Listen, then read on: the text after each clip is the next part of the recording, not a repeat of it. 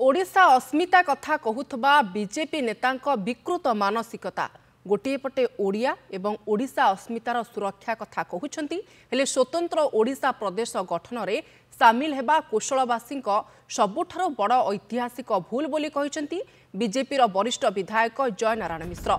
सबुबले राज्य विभाजनर मानसिकता रखुथबा जय नारायण मिश्र आज भी उपकूल और पश्चिम ओडिशा मध्य विभेद सृष्टि करने हीन चेष्टा करुछंती।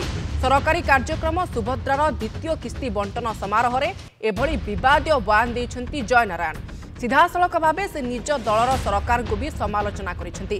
काहेकि सबुबले उत्कलर जयगान हेउछि एवं कलिंग कि कौशलर जयगान हेउनी बोली प्रश्न करिछंती। उत्कल कहिले केवल कटक पुरी और बालेश्वर को बुझा जाउछि। पश्चिम ओडिशावासी को सबुबले शोषण करा जाउछि। आमर खणी जमी और जंगल को लुट करा जाउछि आ पश्चिम ओडिशा को शोषण करा जाउछि बोली से अभियोग करिसेंती। देखंतु कोन कहउछंती जय नारायण मिश्र।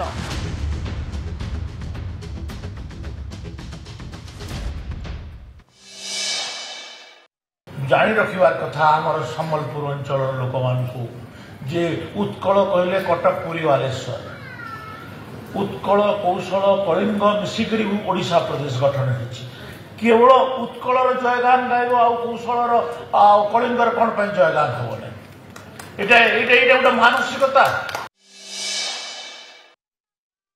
आमको तुम्हें शोषण करुच आमर आमर अर्थ आमर खणी आमर चाष आमर जंगल सबुथे तुम्हें आमको शोषण कल चाकरी बाकरी सबुथे आज तुम्हें से कल्चराली भी आमको एक्सप्लोट करने लगे तुम्हें चाहूँ एटा की कथा।